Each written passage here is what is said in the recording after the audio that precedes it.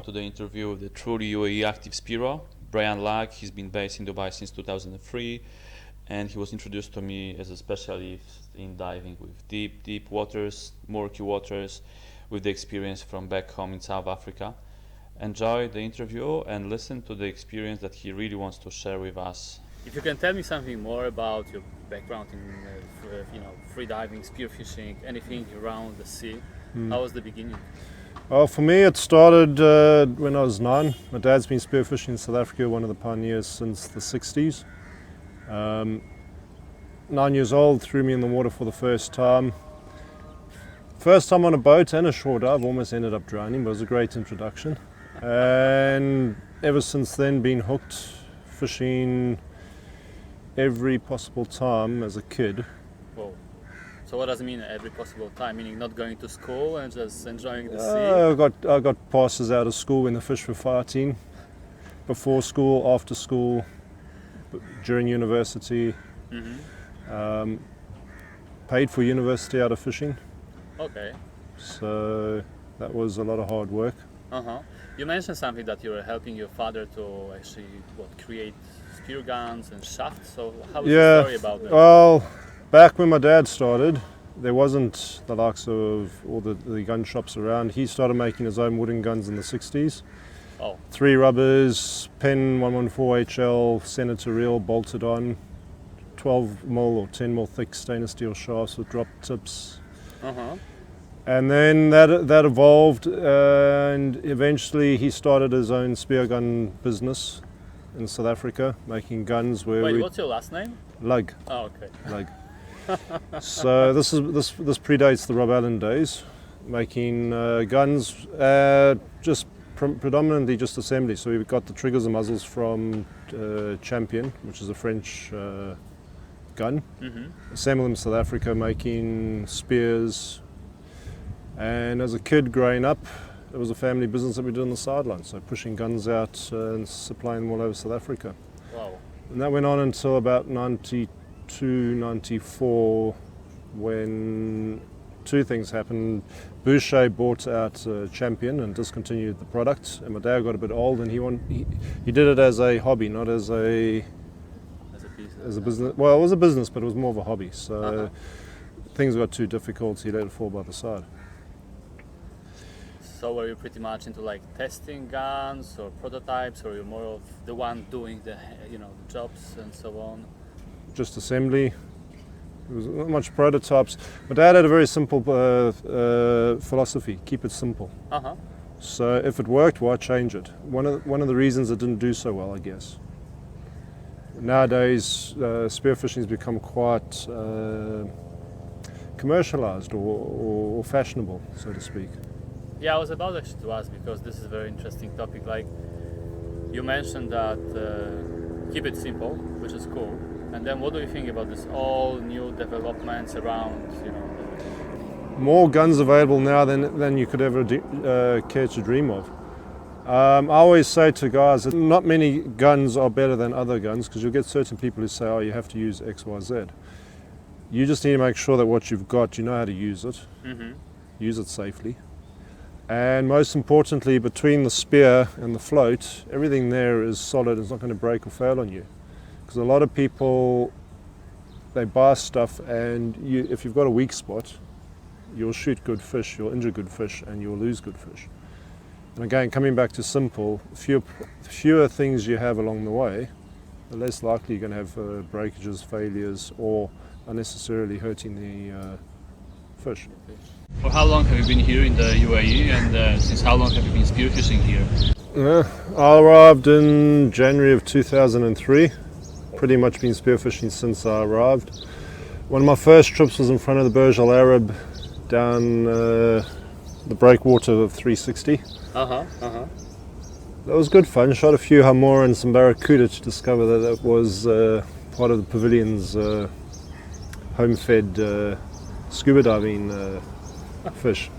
Wasn't well received, never went back after that. But that is one of the things which I have noticed here, is that the rules about where you can or cannot go, what you can or cannot do, are not very well publicized. No, so it's been already some time since 2003, and you say that's what I feel actually, that there's not that much published. Well, I've been looking very hard to get the coordinates of all the marine protected areas. You hear about where they are, but it's not gazetted properly. When you find stuff, the coordinates that they've got there are not clear. You can't read them. Oh. So with modern day technology, you would think there'd be websites and stuff you can download a Google Maps file or something to that, so you know where you should or should not operate. You mentioned also that you saw the situation that people that they do scuba diving, they've been spearfishing. So do you think that somehow it influences our image, or? It certainly does. The rules are extremely clear. You're not supposed to do it here on scuba. Sadly, every year we bump into boats. We're either scuba diving and we find them underwater with guns, or I'm fishing free diving. You see them there, you try to talk to them. It doesn't get through all the time. Every now and then, Coast Guard do find them and the guys get arrested. What happens, nobody knows. But again, you have unfair advantage and you don't need it. And the rules are there for a reason, so we should be following them. That's true. That's true. And what do you think about license or not license? Basically, I'm not representing. I just represent myself, so I'm just curious what people they think about. I'm of the opinion if they put licenses in, there's no issue with it. What they should do is put licenses in and make the rules explicitly clear at the same time, because that's what you get in most parts of the world. When you apply for a license, everything's disclosed to you. Restricted species, bag limits, size limits, where you can operate, where you can't operate. I mean, it was only, I don't know exactly when, but it was only relatively recently that it was clarified that it's okay to spearfish properly. Based on the survey that I prepared, maybe you had the chance, I believe you had the chance to fill the survey number 1. Yeah. I saw some answers that they fit to your profile, I would say, although there was no name. There was actually a few questions exactly about this, that people like the governmental bodies, they should actually be more clear with exactly this what you mentioned about location, about the rules, regulations. Correct. Look, the flip side of it is when you find the person who's got access to it, here's the information. The hard part is finding where that information is, because it does exist. It's just not easy to find. And every now and then there's also, it's not necessarily in English, which shouldn't stop us from getting it, but that is one of the challenges we also have here. You can't search for it on a English forum sometimes. Let's say, as we were talking about the license, let's say I'm a tourist, I want to travel to South Africa, and then how does it work? Do I need to buy some license there? Well, in South Africa it's very simple. You go to the post office. As a tourist, you got two. You've either got a temporary license for a couple of months, or you got an annual license. You fill out a form, and you have to keep that on you. Anytime you meet one of the environmental protection services guys, they will expect that you've got a license on you. Certain licenses you have to disclose on the back of the license where you're going, what time, etc., so that when they find you, because there's also a limit to the amount you can take, and that way they control the bag limits as well. If you don't have it, well, you lose your equipment, you get fined. Depends on the severity of it. Sometimes you can talk to the guys nicely, I don't have it here, it's at home, I'll get the license, you produce it the next day, and there's no issue.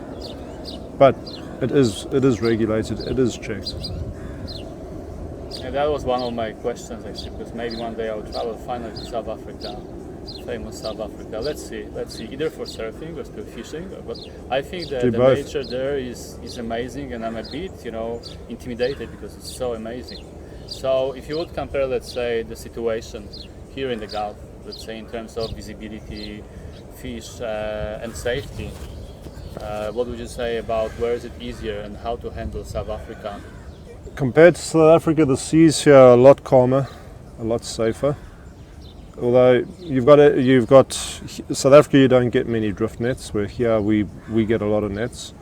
Visibility in South Africa is generally speaking a lot better, but it can also be as bad as what we get. I mean, the average, after they started with the reclamation works, the average viz, particularly on this side here, is probably 4 to 5 meters. Whereas on rare occasion, we've had it 2 weeks ago, we had 30 meters viz. 30 meters? Yeah. Wow. Oof. And how far was that? That was definitely not Zainab. diving. No, Zainab. So it does happen, but sharks over here are heavily fished. So strangely enough, with the lockdown last year, we saw more sharks after lockdown in a 3-week period than I'd seen in the entire period I've been here before that. But again, those are generally speaking 1.5 to 2.5 meter little baby bull sharks. South Africa, you've got everything: whites, tigers, ridgeback greys, zambies, well, bulls. And they're not 2 to 3 meters, you're talking 4 to 5 meters, beasts that have got a very good appetite. But at the same time, they're also not stupid animals. They'll eat your fish, they're not necessarily going to eat you. I got it. So long as you keep your cool and you don't run away from it. So yeah, that's actually would lead to the next question. Like, being here in the Gulf, how would you? I mean, normally the shark is maybe what? Have you seen a shark which is 2 meters long? We're here. Yeah, over here. Yeah, a couple bulls. We had one last year of about 3 off Sharjah, one of Jebel Ali. But again, by my standards, it's nothing worth worrying about. All right. So for my standards, it's probably something to be a bit worried and not afraid, but just that would definitely make me frightened. So what do you suggest for me? Like, how should I behave? I should not run away, I think. No, challenge them, swim towards them. If you challenge the shark, it's abnormal behavior. They know you're not food. They turn away. If they come in on an attack run to eat your fish and you challenge them, 99% of the time they turn away from the fish. So what does it mean to challenge them? Does it mean to dive towards them, show yourself that you're a big guy? I mean, you're particularly tall. What else? Just swim at them head on. So what about engaging in any kind of touching them, punching? If they get a bit cheeky and they get a bit too close, again, a boot in the back doesn't hurt. Just make sure your foot's clear of the mouth. If they come and they get too close, again, just take the spear, prod them on the head, push them away. And what do you think? Do they react a lot to the fish that, let's say, you knife and you cut the gills off, and do they come and have a look at this fish? When a fish is fighting and it's doing a lot of grunting noises, that excites them because that's the distress signal. If you shoot trevallies, they make a lot of grunting noise. You'll be amazed the minute you stone the fish is still there in the water, it's still bleeding, but that agitation and that excitement and noise disappears and they lose interest and they'll swim away. But then you'll also get the hungry one who doesn't care and he just eats everything. And they take the fish, they bite the spear, they bite the gun, they bite the line, and eventually you're sitting at the top going, oh, hello. So did you lose your gun by any chance here? Where, here? Here. No. Nothing here. Back I've home? hardly lost anything over here compared to South Africa, where in a day I mean, we used to have 12 to 20 guns on the boat. Sometimes you come back with only 2 or 3 still working, where either big fish have smashed you up or the sharks have just been insatiable and they're eating everything. They take your fish, break your spear off and swim away. If you're diving for pelagics in South Africa, if you don't see a lot of big sharks, it probably means you're not going to get a lot of fish. Okay. So the two go hand in hand, and it's understood you're going to lose some stuff. It can be frustrating. You'll get guys who are just naturally good at it, and other guys who've been working their asses off for years, and they are mediocre, so to speak. And it's just the way your body works. How do you train? I mean, do you train anymore, or? Never trained. It's literally, particularly here in Dubai, the opportunity to dive on the weekend, yes. Stuff during the week is very difficult because again, just the working hours that we end up doing most of the time. So I tried training a few years ago with Sid and Yuri. Okay. That was just pull stuff, messing around, but that was very short-lived. So it's pretty much every weekend that we can get out diving, go diving. You'll be amazed how quickly you fall out of practice as well. Sure. You only got to stop for a few weeks, and it takes quite a few weekends to get back into the swing of things. You don't have to tell me anything. I mean, that's what I experienced within last year, barely spearing. So I realized it's better to do something for the community like this one what we're doing right now today, rather than, I mean, would love to go spearing, but I don't want also to go spearing when I'm like green right now, because I don't do anything right now, so my body is away from the water. Anyway, I'm going to start. Today I'm just going to do some dynamic stuff. Better than nothing, let's say it this way. So yeah, but definitely practice is the most important thing. Cool. Talking about the practice, and what about the biggest fish that you ever get here, or let's say probably back home in South Africa? Was a 36 kilo sailfish. Mm-hmm. That was probably, I think, about 2006. That was shot in the Aloha Shoal with my wife on the boat, actually. Oh. It was quite fun. It tried to stab me about 4 times. Okay. Succeeded or no? No, it was just weird. Normally first when I shot, I was young. I was in 94, 14 years old. A sailfish. On a shore dive.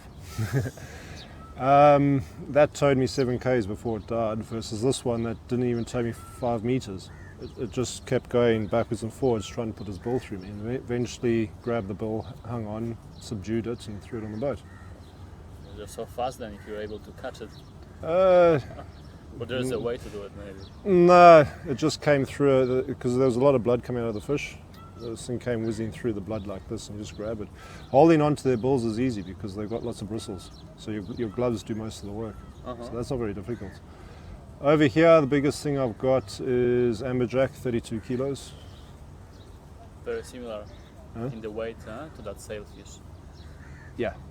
But the still AJ's the fight a hell of a lot more. Which one was the harder work? The sailfish was the harder work and fight, or No, AMBERJACks. Sailfish stay on the surface, they don't try to reef you up. AMBERJACks fight dirty. They want to get into the wreck. You give them half a chance, they smash you up. I like giving them a decent body shot so you get a proper fight out of them. And what was your gun that time that you were actually having the AMBERJACK? Do you have one standard gun here, or you have? No, I've got 2. So I've got the original guns that my dad made. I mean, the gun's now almost 24 years old, still using it. The same mechanism? Yeah. Okay. And then I've also, one of my dad's friends makes the Spearmaster brand, so I use that as well. But again, like I said in the beginning, if you've got a good gun, you know how to use it, and you use it properly, it doesn't really make a huge difference. And there you go. How big is that gun? 19, you said? How big is the gun? I've got, 110 and 120s, barrel lengths. So I believe you don't do any short dives anymore, you just go for the deep blue probably. No, but again, even if you do shore dives or you're shooting in rocks and stuff, I still use a big gun. You just hold the rubbers midway, you depower it totally, and a 130 can be used as effectively as a 90 inside caves and stuff. So you're not afraid of your hands? No. Don't have shark fin spears, so that's not a problem. And the rubber's coming through, if you're holding in the middle and you squeeze it, there's very little that can actually grab you. Okay, I got it.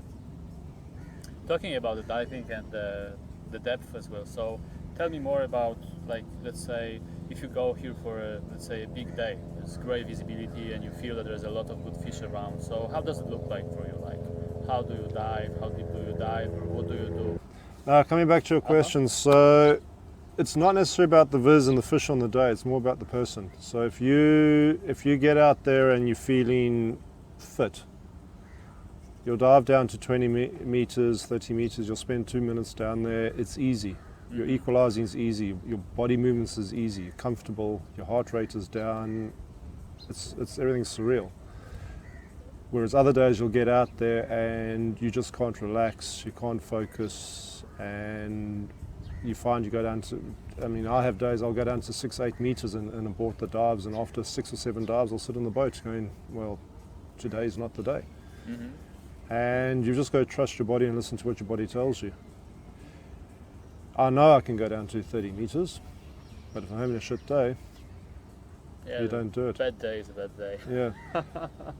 Obviously, it goes without saying, if there's some decent sized fish around, when you're having a bad day, that can make it a more interesting day and give you the motivation you need to change it. That's true. And what about the technical things in terms like equalization? You mentioned something that also important word. So sometimes there are the days that you really cannot actually go through and pass some level because you cannot equalize. Do you have any specific way of equalization, or No. do you do like Frenzel, or you do something else, or you invented something by yourself? Hold the nose and blow. All the time. Pretty much. I don't have the cleanest of plumbing, Mm-hmm. so sometimes there's a lot of squeaking and stuff going on. Mm-hmm. I've also been unfortunate enough to blow out eardrums about 4 times, both spearfishing and scuba. Mm-hmm. Mm-hmm. Again, that's just stupidity or And pushing then the limits. normally, how much time do you need to recover? Well, the Does it first depend on one was the no. If you rupture an eardrum, you've got to give yourself 2 weeks no diving. If it's a minor tear. One of mine, they've actually cut the back of the ear off, drilled through, and they've regrafted the eardrum on. That's because I didn't let it heal for about 6 years. Interesting. So That's Yeah. hardcore, I would say. mm, That's no, hardcore. that's been stupid. But again, that comes with spending every minute you can in the water. So regardless the depth, if you have the rupture of the eardrum, Mm. My first one wasn't even at depth, it was on the surface. mm-hmm. The white horse broke and hit me on the head at a funny angle, and the pressure ruptured the drum. Again, listen to your body. If there's pressure and stuff, don't push it, come up.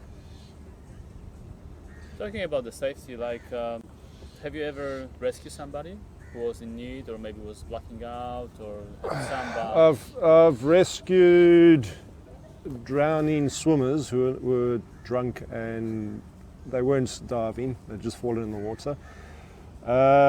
In the water, have I rescued anyone? No. Have I been in the water while there's been an issue? A couple of times. So that's our Instagram handle. You will definitely have some good updates about this, what's going on. The Facebook group, UAEactiveSPEARO, which is purely for actually everybody who wishes to share the videos and posting pictures from any kind of spearfishing actions here in the UAE.